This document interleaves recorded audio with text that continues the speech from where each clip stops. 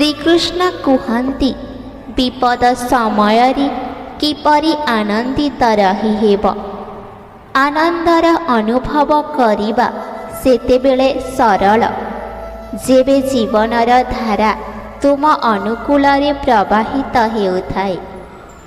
କିନ୍ତୁ ପ୍ରକୃତ ପ୍ରଶ୍ନ ଏହା ନୁହେଁ ଯେ ପ୍ରସନ୍ନତା କେବେ ମିଳେ। ପ୍ରଶ୍ନ ଏହା ଯେ ତୁମେ ବେଦନାର ସାଗରରେ ମଧ୍ୟ ଆନନ୍ଦର ନୌକା ଚଳାଇବା କାହିଁକି ଶିଖୁନାହଁ। କାରଣ ଯିଏ କେବଳ ସୁଖଦ ମୁହୂର୍ତ୍ତରେ ହସେ ତାର ହସରେ ସଂସାରର ପ୍ରତିବିମ୍ବ ଥାଏ। କିନ୍ତୁ ଯେଉଁ ବ୍ୟକ୍ତି କଠିନ ପରିସ୍ଥିତିରେ ମଧ୍ୟ ନିଜ ଓଠରେ ହସ ଖେଳାଇ ଦିଏ ତାର ସେହି ହସରେ ସ୍ୱୟଂ ପରମାତ୍ମା ବାସ କରନ୍ତି। ଲୋକେ କୁହନ୍ତି ଯେ କଠିନ ସମୟରେ ଖୁସି ରହିବା ଅସମ୍ଭବ। କିନ୍ତୁ ତୁମେ କେବେ ଭାବିଛ କି ଅସମ୍ଭବଟି ମଧ୍ୟ ସମ୍ଭବରୁ ହିଁ ଜନ୍ମ ନେଇଛି। ଶ୍ରୀକୃଷ୍ଣ କୁହନ୍ତି ଖୁସି ରହିବାର ରହସ୍ୟ କୌଣସି ଗୁପ୍ତ ମନ୍ତ୍ର ନୁହେଁ। ଏହା ଏକ ବିଦ୍ରୋହ, ପରିସ୍ଥିତି ବିରୁଦ୍ଧରେ ଏକ ମୌନ ପ୍ରତିବାଦ ଅଟେ।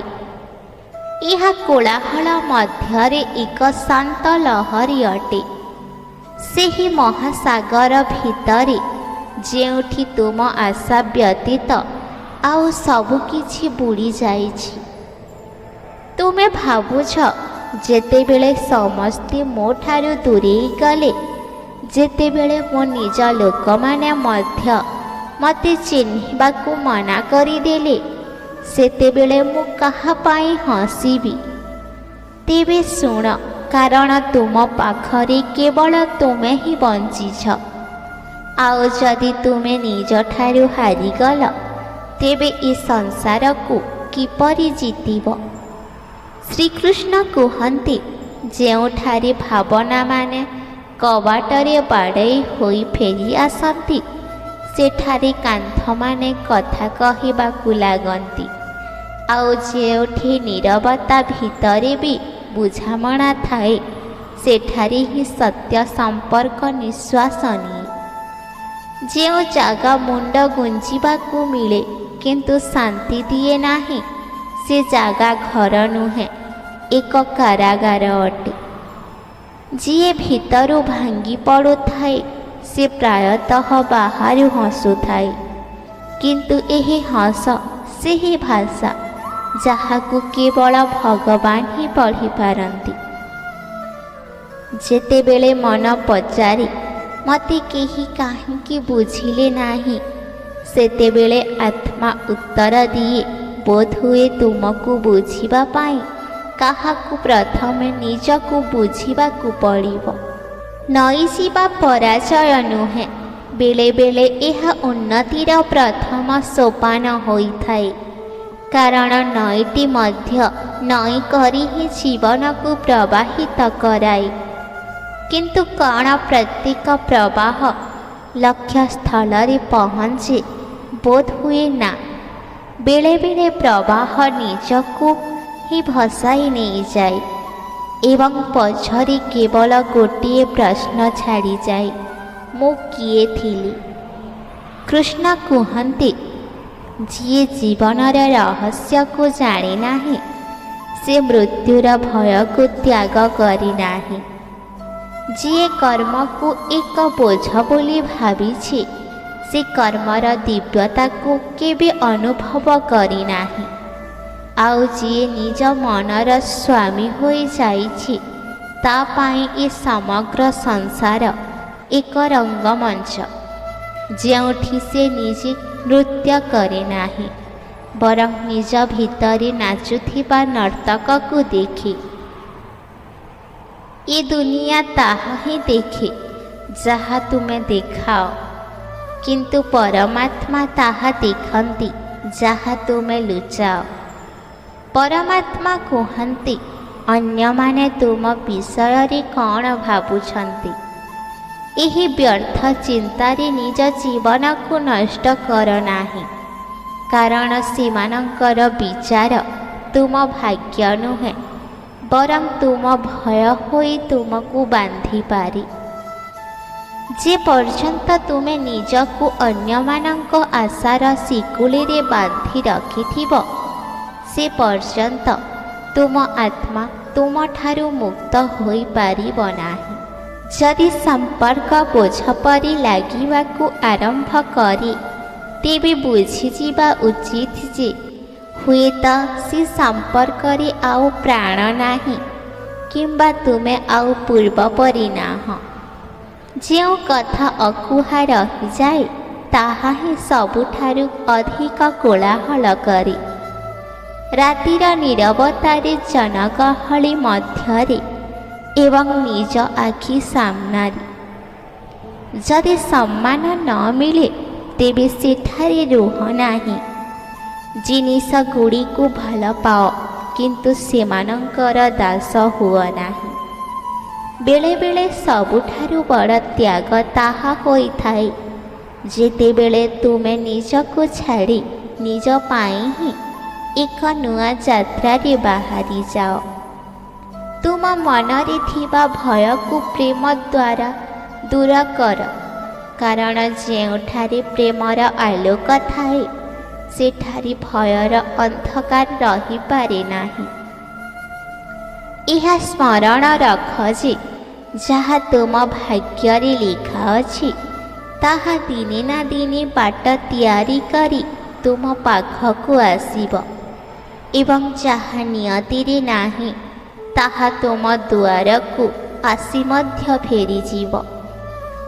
ଯଦିଓ ତାହା ତୁମ ଲୁହର ନୌକାରେ ବହିଥାଉ ନା କାହିଁକି, ଈଶ୍ୱର ତୁମକୁ ତିଆରି କରିଛନ୍ତି। ତେଣୁ କୌଣସି ପରିସ୍ଥିତିରେ ଭାଙ୍ଗି ପଡ଼ିବା ତାଙ୍କ କଳା ଉପରେ ସନ୍ଦେହ କରିବା ସଦୃଶ ହେବ। ନିଜକୁ ପଚାର, ମୁଁ କ'ଣ ସେଠାରେ ରହୁଛି ଯେଉଁଠି ମୋ ଆତ୍ମା ଜୀବନ୍ତ ଅଛି, ନା ମୋ ଶରୀର କେବଳ ଏକ ପଞ୍ଜୁରୀରେ ବନ୍ଦୀ ହୋଇଛି?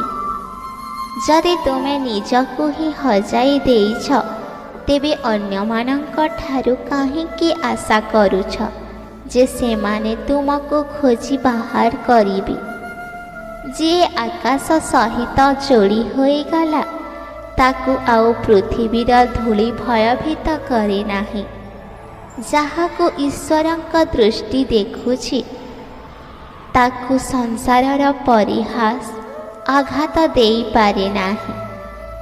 ଶାନ୍ତି କୌଣସି ସ୍ଥାନ ନୁହେଁ, ଏହା ତ ସେହି ମୁହୂର୍ତ୍ତ ଯେତେବେଳେ ମନ ସ୍ଥିର ହୋଇଯାଏ ଏବଂ ଆତ୍ମା କଥା କହିବାକୁ ଲାଗେ।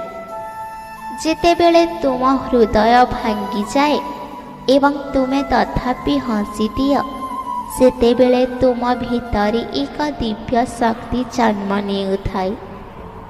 ଯାହା ଭାଗ୍ୟରେ ଅଛି, ତାହା ଆଲୋକ ହୋଇ ତୁମ ଜୀବନକୁ ଫେରିବ, କିନ୍ତୁ ଯାହା ତୁମ କର୍ମରେ ଅଛି, ତାହା ତୁମ ଝାଳରୁ ବୁନ୍ଦାରୁ ହିଁ ଫୁଟି ଉଡ଼ିବ।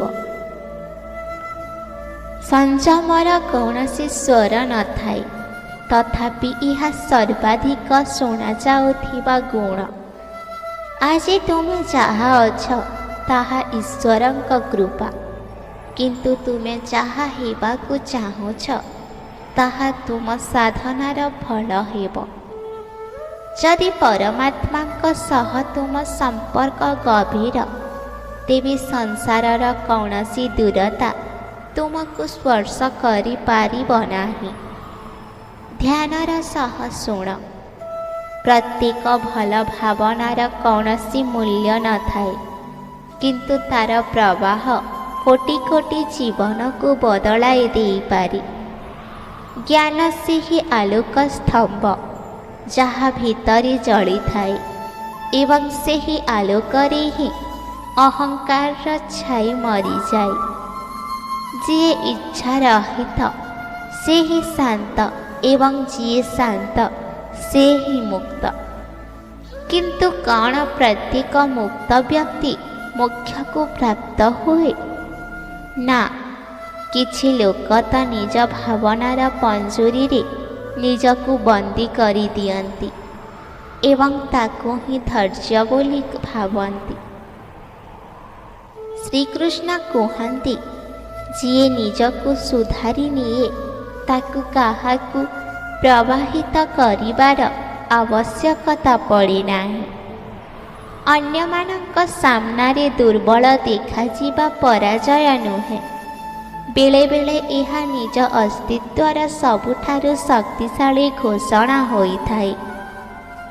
ଶ୍ରୀକୃଷ୍ଣ କୁହନ୍ତି, ଯେତେବେଳେ ଦୁଃଖ ଓ ସୁଖ ତୁମକୁ ସମାନ ଲାଗିବାକୁ ଆରମ୍ଭ କରେ, ସେତେବେଳେ ବୁଝିନିଅ ଯେ ତୁମେ ଏବେ ଜୀବନର ସେ ପାରିକୁ ଯାଉଛ। ଖୁସି ରହିବା କୌଣସି କଳା ନୁହେଁ, ଏହା ଏକ ନିଷ୍ପତ୍ତି ଯାହାକୁ ତୁମକୁ ପ୍ରତ୍ୟେକ ସକାଳେ ନିଜ ପାଇଁ ନେବାକୁ ପଡ଼େ। ତୁମ ହାତର ରେଖାଗୁଡ଼ିକ କିଛି କୁହନ୍ତି ନାହିଁ, ଯେ ପର୍ଯ୍ୟନ୍ତ ତୁମ ଆଙ୍ଗୁଠିଗୁଡ଼ିକ କର୍ମ କରିବା ନ ଶିଖିଛନ୍ତି। ଆମକୁ କାହାକୁ ଏତେ ମାତ୍ରାରେ ଚାହିଁବା ଉଚିତ ନୁହେଁ ଯେ ଆମେ ନିଜର ଅସ୍ତିତ୍ୱକୁ ହିଁ ଭୁଲିଯିବା, କାରଣ ଯେଉଁଦିନ ଆମେ ନିଜକୁ ହଜାଇ ଦେଉ, ସେହି ଦିନଠାରୁ ଏ ସଂସାର ଆମର ବ୍ୟବହାର କରିବା ଆରମ୍ଭ କରିଦିଏ। କାହାର ନୀରବତାକୁ କେବେ ହାଲୁକା ଭାବେ ଦିଅ ନାହିଁ। ଶବ୍ଦଠାରୁ ଅଧିକ ଶକ୍ତିଶାଳୀ ବେଳେବେଳେ ମୌନତା ହୋଇଥାଏ। ଯିଏ ଆତ୍ମାର ଦର୍ଶନ କରେ ସେ ଆଶ୍ଚର୍ଯ୍ୟରେ ବୁଡ଼ିଯାଏ ଏବଂ ଯିଏ ତାକୁ ଚିହ୍ନି ନିଏ ସେ ପରମାତ୍ମାଙ୍କ ସାକ୍ଷାତକାର କରେ। ଯେଉଁ ହସ ଆଜି ତୁମକୁ କୃତ୍ରିମ ଲାଗୁଛି, ସମ୍ଭବତଃ କାଲି ସେଥିରେ ହିଁ ତୁମକୁ ସତ୍ୟ ଶାନ୍ତି ମିଳିବ, କାରଣ ହସର ପ୍ରଦର୍ଶନ ସରଳ, କିନ୍ତୁ ତାକୁ ଅନ୍ତରରୁ ଅନୁଭବ କରିବା ଏକ ସାଧନା। ଶ୍ରୀକୃଷ୍ଣ କହନ୍ତି, ଯଦି ତୁମେ ପ୍ରତ୍ୟେକ ବାଜି ଜିତିବାକୁ ଚାହୁଁଛ, ତେବେ ବଳ ବଦଳରେ ବୁଦ୍ଧିର ସଂକଳ୍ପ ନିଅ। ବଳ ଲଢ଼ିବା ଶିଖାଏ, କିନ୍ତୁ ବୁଦ୍ଧି ବିନା ଲଢ଼େଇରେ ହିଁ ବିଜୟ ଦିଏ। ଆଉ ଯେଉଁମାନେ ବିଜୟୀ ହୁଅନ୍ତି ସେମାନେ କୋଳାହଳ କରନ୍ତି ନାହିଁ, ସେମାନେ କେବଳ ହସନ୍ତି, କାରଣ ସେମାନେ ନିଜ ଉପରେ ବିଜୟ ପ୍ରାପ୍ତ କରିସାରିଥାନ୍ତି। ପିଠି ପଛରେ ଚର୍ଚ୍ଚା ତାର ହିଁ ହୁଏ, ଯାହାର ଉଲ୍ଲେଖ ପ୍ରତ୍ୟେକ ହୃଦୟରେ କେଉଁଠି ନା କେଉଁଠି ବାକି ଥାଏ। ଯାହାକୁ ନିଜର ଦୋଷ ଦେଖାଯାଏ ନାହିଁ, ସେ ଅନ୍ୟମାନଙ୍କ ଭଲ ଗୁଣକୁ ମଧ୍ୟ ଚିହ୍ନି ପାରେ ନାହିଁ ଏବଂ ଏପରି ବ୍ୟକ୍ତି ଅନ୍ୟମାନଙ୍କୁ ତଳକୁ ପକାଇବା ଚେଷ୍ଟାରେ ନିଜର ପତନର ସିଢ଼ି ତିଆରି କରି ଚାଲିଥାଏ। ମନେ ରଖ, ଅନୁମାନ ତୁମକୁ ଭ୍ରମିତ କରେ, କିନ୍ତୁ ଅନୁଭବ ତୁମକୁ ସମ୍ଭାଳି ନିଏ। ବୁଦ୍ଧିମାନ ସେ ନୁହେଁ ଯିଏ ସବୁକିଛି ଜାଣେ, ବରଂ ସେ ଅଟେ ଯିଏ ନିଜ ମନକୁ ଜାଣିନିଏ। ଯେବେ ତୁମ ବିଚାର, ବାଣୀ ଓ କର୍ମରେ ଏକ ରୂପତା ଆସିଯାଏ, ତାହା ହିଁ ସତ୍ୟ ସୁଖ କୁହାଯାଏ। ଆଉ ଯିଏ ନିରାଶାରେ ହାର ମାନିନିଏ, ତାକୁ ନିଜ ଭିତରର ଦୀପକୁ ପୁଣି ଥରେ ଦେଖିବା ଉଚିତ। ତେଲ ସରିଗଲେ ଦୀପ ଲିଭିଯାଏ, କିନ୍ତୁ ଯଦି ସଂକଳ୍ପ ଦୃଢ଼ ଥାଏ, ତେବେ ଅନ୍ଧକାରରେ ମଧ୍ୟ ଆଲୋକ ଉତ୍ପନ୍ନ ହୋଇପାରେ। ସମ୍ରାଟଙ୍କ ପରି ବଞ୍ଚିବାକୁ ହେଲେ ପ୍ରଥମେ ସେବକ ପରି ତପିବାକୁ ଶିଖ। ଶ୍ରୀକୃଷ୍ଣ କୁହନ୍ତି, ଯିଏ ପରିଶ୍ରମକୁ ଡରେ ସେ ସଫଳତାର ସ୍ୱାଦରୁ ସର୍ବଦା ଅଜଣା ରହିଯାଏ। ତୁମ ସ୍ୱପ୍ନ ଯେତେ ବଡ଼ ହେବ, ତୁମ ସଂଘର୍ଷ ମଧ୍ୟ ସେତେ ଗଭୀର ହେବ। ଆଉ ଯଦି ଲୋକେ ତୁମକୁ ଅନୁସରଣ କରିବାକୁ ଲାଗନ୍ତି, ତେବେ ବୁଝିନିଅ ଯେ ତୁମେ ସେମାନଙ୍କ ପଛରେ ନୁହଁ, ବରଂ ସେମାନେ ତୁମ ଉଚ୍ଚତାର ପିଛା କରୁଛନ୍ତି। ଚେଷ୍ଟା ସେ ପର୍ଯ୍ୟନ୍ତ କର ଯେ ପର୍ଯ୍ୟନ୍ତ ତୁମକୁ ଲକ୍ଷ୍ୟ ନ ମିଳିଛି କିମ୍ବା ତୁମେ ନିଜେ ଏକ ଲକ୍ଷ୍ୟ ନ ପାଲଟିଛ। ବେଳେବେଳେ ଅନୁଭବ ଲକ୍ଷ୍ୟଠାରୁ ମଧ୍ୟ ଅଧିକ ମୂଲ୍ୟବାନ ହୋଇଥାଏ, କାରଣ ତାହା ତୁମକୁ ସେଠାରେ ପହଞ୍ଚାଇ ଦିଏ ଯେଉଁଠି ଲକ୍ଷ୍ୟ ମଧ୍ୟ ନତମସ୍ତକ ହୋଇଯାଏ। ଖୁସି ରୁହ, କାରଣ ଯିଏ ଜୀବନର ଗହଳିରେ ମଧ୍ୟ ହସିପାରେ ତା ସାମ୍ନାରେ ଜୀବନ ମଧ୍ୟ ମୁଣ୍ଡ ନୁଆଁଏ। ସବୁଠାରୁ ପ୍ରିୟ ବ୍ୟକ୍ତିଠାରୁ ମିଳିଥିବା ବିଶ୍ୱାସଘାତକତା ସବୁଠାରୁ ଗଭୀର ଆଘାତ ଦିଏ ଏବଂ ତାପରେ ବିଶ୍ୱାସ କେବଳ ଆବଶ୍ୟକତା ପର୍ଯ୍ୟନ୍ତ ସୀମିତ ରହିଯାଏ। କିନ୍ତୁ କ'ଣ ବିଶ୍ୱାସ ବିନା ଜୀବନ ଚାଲେ? ନା, କିନ୍ତୁ ସେହି ବିଶ୍ୱାସ ଏବେ ପରମାତ୍ମାଙ୍କ ଆଡ଼କୁ ସ୍ଥାନାନ୍ତରିତ ହୋଇଯାଏ। ଶ୍ରୀକୃଷ୍ଣ କୁହନ୍ତି, ଯିଏ ମୃତ୍ୟୁକୁ ନିଜର ପରମ ସତ୍ୟ ବୋଲି ମାନି ନେଇଛି ସେ ଜୀବନକୁ କେବେ ବି ହାଲୁକା ଭାବେ ନିଏ ନାହିଁ। ଯିଏ ଅତୀତରେ ଅଟକି ରହିଛି ସେ ବର୍ତ୍ତମାନକୁ ହରାଉଛି ଏବଂ ଯିଏ ଭବିଷ୍ୟତକୁ ଭୟ କରୁଛି ସେ ନିଜକୁ ଭୁଲି ଯାଇଛି। କିନ୍ତୁ ଯିଏ ଆତ୍ମାକୁ ଜାଣି ନେଇଛି ତାକୁ ନା ମୃତ୍ୟୁ ଭୟଭୀତ କରିପାରେ ନା ଜୀବନ ପରାଜିତ କରିପାରେ। ଯଦି ତୁମ ପିଠି ପଛରେ କେହି ତୁମ ଚର୍ଚ୍ଚା କରୁଛି ତେବେ ଡର ନାହିଁ। ଶବ୍ଦ ସେଠାରେ ହିଁ ଗୁଞ୍ଜରିତ ହୁଏ ଯେଉଁଠାରେ କୌଣସି ପ୍ରଭାବ ଥାଏ। କଥା ତାଙ୍କର ହିଁ ହୁଏ ଯେଉଁମାନେ ଭିଡ଼ରୁ ଅଲଗା ଚାଲନ୍ତି। କେବେ ଭାବିଛ ଯେଉଁ ଲୋକମାନେ ଅନ୍ୟମାନଙ୍କୁ ବାରମ୍ବାର ତଳକୁ ଦେଖାନ୍ତି ସେମାନେ ବାସ୍ତବରେ ନିଜ ସ୍ତରକୁ ହିଁ ତଳକୁ ଖସାଉଥାନ୍ତି? କାରଣ ଉଚ୍ଚତା କେବେ ଚିତ୍କାର କରି କୁହାଯାଏ ନାହିଁ, ତାହା ତ ମୌନରେ ହିଁ ଦେଖାଯାଏ। ଅହଙ୍କାରର ଆଖି ବନ୍ଦ ଥାଏ, ତାହା ନା ନିଜର ଭୁଲ ଦେଖିପାରେ ନା ଅନ୍ୟମାନଙ୍କ ଭିତରେ ଭଲ ଗୁଣ। ଆଉ ଯେତେବେଳେ କେହି ନିଜ ଭିତରେ ଦୋଷ ଦେଖିପାରେ ନାହିଁ ସେତେବେଳେ ସୁଧାରର ସମସ୍ତ ରାସ୍ତା ବନ୍ଦ ହୋଇଯାଏ। ଅନୁମାନ ମନର ଏକ ଭୁଲ ବୁଝାମଣା ଅଟେ, କିନ୍ତୁ ଅନୁଭବ ଜୀବନର ପୁସ୍ତକରେ ଈଶ୍ୱରଙ୍କ ଦ୍ୱାରା ଲେଖାଯାଇଥିବା ବାସ୍ତବ ପୃଷ୍ଠା ଅଟେ। ସେଥିପାଇଁ ପ୍ରତ୍ୟେକ ଆଘାତ ତୁମକୁ ତଳେ ପକାଇବାକୁ ନୁହେଁ, ତୁମକୁ ଉଠାଇବା ଶିଖିବାକୁ ଆସେ। ଶ୍ରୀକୃଷ୍ଣ କୁହନ୍ତି, ଯେତେବେଳେ ଚିନ୍ତା, ବାଣୀ ଓ କର୍ମ ତିନୋଟି ଯାକ ଏକ ରାସ୍ତାରେ ଚାଲନ୍ତି ସେତେବେଳେ ସେହି ସତ୍ୟ ଶାନ୍ତି ମିଳେ ଯାହା ବଜାରରୁ ନୁହେଁ ଅନ୍ତର ଆତ୍ମାରୁ ଉତ୍ପନ୍ନ ହୁଏ। ଶ୍ରୀକୃଷ୍ଣ କୁହନ୍ତି, କର୍ମ କର, ପରିଣାମର ଚିନ୍ତା କର ନାହିଁ, କିନ୍ତୁ ଧ୍ୟାନ ରଖ କର୍ମ ସେତେବେଳେ ହିଁ ଶକ୍ତିଶାଳୀ ହୁଏ ଯେତେବେଳେ ତାହା ନିଃସ୍ୱାର୍ଥ ଭାବରେ କରାଯାଏ। ଯଦି ଦୀପରେ ତେଲ ନଥାଏ ତେବେ ଶିଖା ଲିଭିଯାଏ। ସେହିପରି ଯଦି କର୍ମ କ୍ଷଣ ହୋଇଯାଏ ତେବେ ଭାଗ୍ୟ ମଧ୍ୟ ମୌନ ହୋଇଯାଏ। ଯଦି ରାଜା ହେବାକୁ ଚାହୁଁଛ ତେବେ ପ୍ରଥମେ ଦାସତ୍ୱ ଭଳି ପରିଶ୍ରମ କରିବାକୁ ପଡ଼ିବ, କାରଣ ପ୍ରତ୍ୟେକ ମୁକୁଟ ପଛରେ ସେହି କ୍ଷତଗୁଡ଼ିକ ଲୁଚି ରହିଥାଏ ଯାହାକୁ କେବଳ ସାହସୀ ହିଁ ସହ୍ୟ କରିପାରିବ।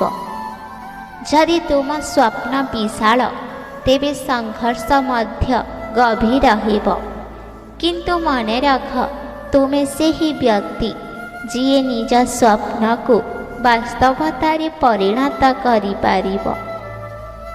ଯେତେବେଳେ ଲୋକେ ତୁମକୁ ନକଲ କରିବାକୁ ଲାଗନ୍ତି, ସେତେବେଳେ ବୁଝିନିଅ ଯେ ତୁମେ ଏପରି କିଛି କରୁଛ ଯାହା ଏ ଦୁନିଆକୁ ପ୍ରେରଣା ଦେଉଛି।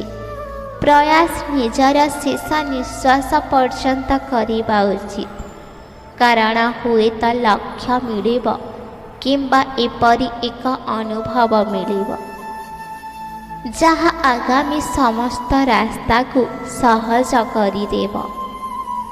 ଜୀବନ ସୁନ୍ଦର, କିନ୍ତୁ ତାହା କେବଳ ହସରେ ନୁହେଁ, ଲୁହରେ ମଧ୍ୟ ନିଜର ସୌନ୍ଦର୍ଯ୍ୟକୁ ଲୁଚାଇ ରଖିଛି। ଯିଏ ଭିଡ଼ରେ ମଧ୍ୟ ହସିବା ଶିଖିଗଲା, ସେ ସେହି ସ୍ଥାନରେ ପହଞ୍ଚିଯାଏ ଯେଉଁଠି ଜୀବନ ମଧ୍ୟ ତା ସାମ୍ନାରେ ମୁଣ୍ଡ ନୁଆଁଏ। କେବେ ନିଜର ସବୁଠାରୁ ପ୍ରିୟ ବ୍ୟକ୍ତିଠାରୁ ଧୋକା ଖାଇବା, ଏହି ଅନୁଭବ ତୁମକୁ ଦୁଇଟି କଥା ଶିଖାଏ। ପ୍ରଥମ, ବିଶ୍ୱାସ କେବଳ ଈଶ୍ୱରଙ୍କ ଉପରେ କର, ଏବଂ ଦ୍ୱିତୀୟ, ନିଜର ଆତ୍ମସମ୍ମାନକୁ କେବେ ଛାଡ଼ ନାହିଁ।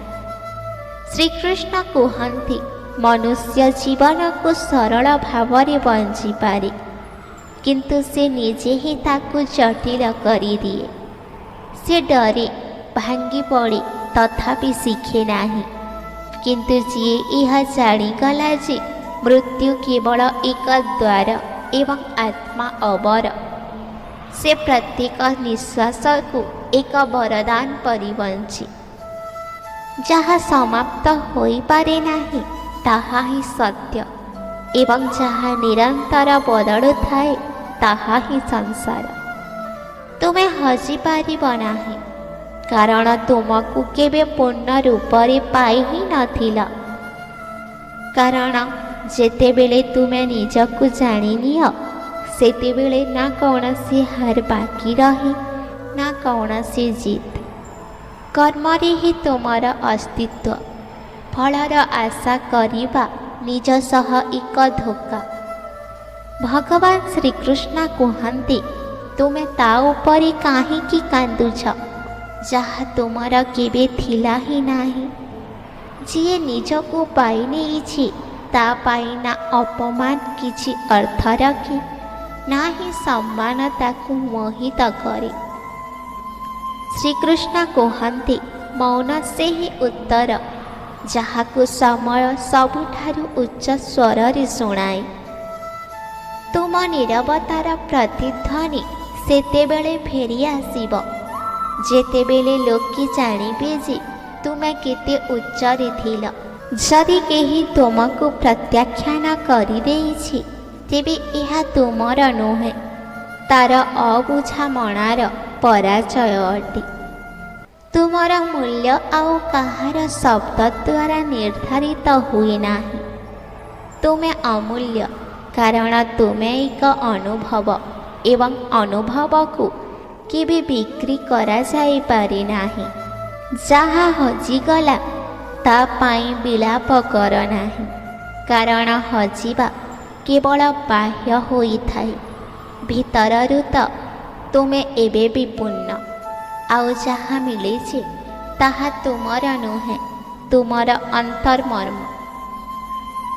ଯଦି ତୁମେ କୌଣସି ପରିସ୍ଥିତିରେ ହସୁଛ, ତେବେ ଏହାର ଅର୍ଥ ଏହା ନୁହେଁ ଯେ ଜୀବନ ସରଳ, ବରଂ ଏହା ଏହି କଥାର ପ୍ରମାଣ ଯେ ତୁମର ବିଶ୍ୱାସ ଈଶ୍ୱରଙ୍କ ଯୋଜନା ଉପରେ ଅଟଳ। ଶରୀରର ରୋଗଠାରୁ ଅଧିକ ବିଚାରର ରୋଗ ମନୁଷ୍ୟକୁ ଭାଙ୍ଗିଦିଏ, କାରଣ ନକାରାତ୍ମକ ବିଚାର ମନର କାନ୍ଥରେ ଫାଟ ସୃଷ୍ଟି କରେ, ଯେଉଁଠାରୁ ଆତ୍ମବିଶ୍ୱାସ ଝରିବାକୁ ଲାଗେ। ତେଣୁ ନିଜ ବିଚାରକୁ ଶୁଦ୍ଧ ରଖିବା ତୁମ ଜୀବନର ସବୁଠାରୁ ବଡ଼ ସାଧନା।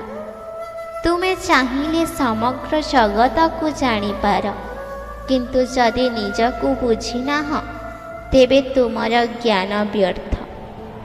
ଆତ୍ମଜ୍ଞାନ ହିଁ ସେହି ଦୀପ ଯାହା ଆତ୍ମାର ଅନ୍ଧକାରମୟ ଗୁମ୍ଫାରେ ଆଲୋକ ଭରିଦିଏ। କର୍ମ କର, କାରଣ କର୍ମ ହିଁ ତୁମକୁ ପରମାତ୍ମାଙ୍କ ସହ ଯୋଡ଼େ। କିନ୍ତୁ ମୋହ ରଖ ନାହିଁ, କାରଣ ମୋହ ତୁମକୁ ବାରମ୍ବାର ଜନ୍ମର ଚକ୍ରରେ ଟାଣି ଆଣେ। ଜୀବନର ଉଦ୍ଦେଶ୍ୟ ସଫଳତା ପାଇବା ନୁହେଁ, ବରଂ ସାକ୍ଷାତକାର କରିବା ନିଜର ପରମାତ୍ମାଙ୍କର। କେହି ଜଣେ କହିଥିଲେ, ତୁମେ ଦର୍ପଣ, ତେଣୁ ଦର୍ପଣ ହୋଇ ରୁହ। କାରଣ ଯଦି ଲୋକେ ତୁମ ସତ୍ୟତାରୁ ଭୟଭୀତ ହୁଅନ୍ତି, ତେବେ ଏହା ତୁମ ଦୁର୍ବଳତା ନୁହେଁ, ତୁମ ପବିତ୍ରତାର ପରିଚୟ ଅଟେ। ତୁମ ଭଲ ଗୁଣକୁ ତୁମ ଦୁର୍ବଳତା ବୋଲି ଭାବୁଥିବା ଲୋକମାନେ ନିଜକୁ କେତେ ଖୋଲା କରିସାରିଛନ୍ତି, ଏହା ସେମାନେ ନିଜେ ମଧ୍ୟ ଜାଣନ୍ତି ନାହିଁ। ଯିଏ କର୍ମରେ ରମି ଯାଇଛି, ସେ ହିଁ ମୋ ଭିତରେ ସମାହିତ ହୋଇଯାଏ, ଏବଂ ଯିଏ କର୍ମର ତ୍ୟାଗ କରେ, ସେ ଫଳର ଦାସ ହୋଇଯାଏ। ଶ୍ରୀକୃଷ୍ଣ କୁହନ୍ତି, ବେଳେବେଳେ ସେହି ସମୟ ସବୁଠାରୁ ଗଭୀର, ଯେଉଁଥିରେ କେହି କହେ ନାହିଁ, କେବଳ ତୁମର ନୀରବତା ଶୁଣେ। ଯେଉଁମାନେ କହନ୍ତି, ସେମାନେ ଜରୁରୀ ନୁହେଁ ଯେ ବୁଝନ୍ତି ମଧ୍ୟ, କାରଣ ଆଜିକାଲି ସବୁଠାରୁ ଜୋରରେ ସେମାନେ କହନ୍ତି, ଯେଉଁମାନଙ୍କୁ ନିଜ ଉପରେ ମଧ୍ୟ ବିଶ୍ୱାସ ନଥାଏ। ସେହି ବନ୍ଧୁମାନେ ଯେଉଁମାନେ କଠିନ ସମୟରେ ଦୂରେଇ ଯାଆନ୍ତି, ସେମାନଙ୍କୁ ଧନ୍ୟବାଦ ଦେବା ଉଚିତ, କାରଣ ସେମାନେ ଦେଖାଇ ଦେଲେ ଯେ ସାଥ ଦେବାର ଯୋଗ୍ୟତା ପ୍ରତ୍ୟେକ ସମ୍ପର୍କରେ ନଥାଏ। ଆଉ ଯେଉଁମାନେ ବିନା କହି ସାଥିରେ ଠିଆ ହୋଇ ରହନ୍ତି, ସେମାନେ ସମ୍ପର୍କ ନୁହେଁ, ପ୍ରଭୁଙ୍କ ପଠାଯାଇଥିବା ସୁରକ୍ଷା। ଯଦି ଆପଣ ନିଜ ଆତ୍ମସମ୍ମାନ ସହିତ ସାଲିସ କରି କାହାକୁ ସାଥିରେ ରଖୁଛନ୍ତି, ତେବେ ମନେ ରଖନ୍ତୁ, ତାହା ସାଥ ନୁହେଁ, ଏକ ସଉଦା। ଯେଉଁମାନେ କନ୍ଦାନ୍ତି, ସେମାନେ ବୋଧହୁଏ ସମୟ ସହିତ ଭୁଲିଯିବେ, କିନ୍ତୁ ଯେଉଁମାନେ ଲୁହ ପୋଛନ୍ତି, ସେମାନେ ଜୀବନ ସାରା ମନେ ରହନ୍ତି। ସମୟର ସବୁଠାରୁ ବଡ଼ ବିଡ଼ମ୍ବନା ଏହା ଯେ ତାହା ପ୍ରତ୍ୟେକ ଜିନିଷର ହିସାବ ରଖେ, କିନ୍ତୁ କେବେ ନିଜର ଗତି କହେ ନାହିଁ। ଯେଉଁ ଲୋକମାନେ ତୁମର ଆବଶ୍ୟକତା ସମୟରେ ଦୂରେଇ ଯାଆନ୍ତି, ସେମାନଙ୍କର ଫେରି ଆସିବାର ପ୍ରାର୍ଥନା କର ନାହିଁ। ପ୍ରାର୍ଥନା କରିବା ଥିଲେ ସେମାନଙ୍କ ବିନା ବଞ୍ଚିବାର ସାହସ ମାଗ। କେବେ କାହା ବିନା ବଞ୍ଚିବାର ଅଭ୍ୟାସ କରିବାକୁ ପଡ଼ିଲେ ଆରମ୍ଭ ନିଜର ମିଥ୍ୟା ଆଶାରୁ କର। ସେହି ପାନୀୟ ଯାହା ବୃଦ୍ଧାବସ୍ଥାରେ ମିଳିଥିଲା, ଯେତେବେଳେ ଚୁଟି ଝଡ଼ି ସାରିଥିଲା, ସେହିପରି ହିଁ ମିଳେ ଅନୁଭବ, ସର୍ବଦା ବିଳମ୍ବରେ ଏବଂ କଷ୍ଟ ଦେଇ। ସ୍ୱପ୍ନ ସେଇଆ ହିଁ ସତ ହୁଏ ଯାହା ଜାଗିଥିବା ଅବସ୍ଥାରେ ଦେଖାଯାଏ, କାରଣ ଶୋଇଥିବା ଅବସ୍ଥାରେ ତ କେବଳ ଭ୍ରମ ହିଁ ପାଳେ ମଣିଷ। ମା ଆଜି ବି ଅଶିକ୍ଷିତ, କିନ୍ତୁ ତାର ମମତାର ଭାଷା ଆଜି ବି କୌଣସି ଶବ୍ଦକୋଷରେ ମିଳେ ନାହିଁ। ସେ ଆଜି ବି ଗୋଟିଏ ରୁଟି ମାଗିଲେ ଦୁଇଟି ଦେଇଦେଲା, କାରଣ ସେ ଗଣନା କରେ ନାହିଁ, ସେ ହୃଦୟରୁ ଦିଏ। କେବେ କୁହ ନାହିଁ ଯେ ଦିନ ଖରାପ, ବରଂ ଏହା ଭାବ ଯେ କଣ୍ଟାରେ ଘେରା ଗୋଲାପ ହେବାର ସୌଭାଗ୍ୟ ମିଳିଛି।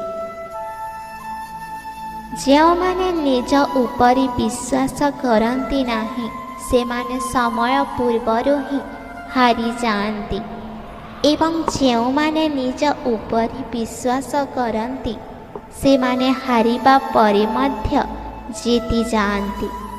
ଯେତେବେଳେ ପରୀକ୍ଷା ଚାଲିଥାଏ, ସେତେବେଳେ ଶିକ୍ଷକ ମୌନ ରହନ୍ତି। ଭଗବାନ ମଧ୍ୟ ସେହି ନୀତିରେ ଚାଲନ୍ତି। କେବେ ଏପରି ସମୟ ଆସିବ ଯେ ତୁମକୁ ନିଜର ନିଷ୍ପତ୍ତି ନିଜେ ନେବାକୁ ପଡ଼ିବ, ଏବଂ ସେଠାରେ କୌଣସି ତାଳି ବାଜିବ ନାହିଁ, केवल तुम आत्मबलर गुंजरण हेब। श्रीकृष्ण कहते प्रतिशोधर भावनार नुहे परिवर्तनर भावनार बंचिबा शिख। कारण झड़ को हराइबाकु हेले प्रथमे निजकु भीतर स्थिर करने पड़े। जदि केही तुमको बारंबार बदलिबार कथा कहे तेबे मने रख तुमे कौनसी वस्तु नुहे, तुमे एक अनुभव। जी समय सहित बदली जाए सी मनीष नुहे, परिस्थितिर पुटलिका। प्रसिद्धि एक झड़ जहाँ माटी सह जोड़ी होइथिबा लोकंकु नईबा शिखाए, किंतु जेउ माने उड़ंती सेमानंकु केउ ठिकार रखी नाही। जेउ मानंकु काच पसंद सेमाने हीरार आदर करि पारंती नाही। केवे काहाकु इति उपरकु उठाई दियो नाही जे से तुमको तले बोली भाविबाकु लागिब। सत्य संपर्क से गुड़िक जेउथिरे शब्द कम थाए एवं बुझामणा अधिक, आउ मिछ संपर्क से गुड़िक जेउथिरे प्रतिज्ञा बहुत थाए किंतु निभाइबा लोक केही न थाए। माँ बापांक गाली प्रेमर काली रे लिखा जाइथिबा सेही शिक्षा जाहाकु बुझिबा पाई बयस लागी जाए। समय जेतेबेले परीक्षा निये सेतेबेले बही नुहे संस्कार कामरे आसे। मु आशा करुछि जे एही आध्यात्मिक चिंताधारा आपणक हृदय को स्पर्श करिब। जदि आपणको एही उपदेश और कहानी भल लगी थाए तेबे एही वीडियो को लाइक करंतु एवं निज प्रियजनक सह मध्य एही ज्ञान बांटंतु। एही वीडियो को शेष पर्यंत देखिथिबारु आपणको हृदयरु धन्यवाद। जय श्री कृष्ण। राधे राधे।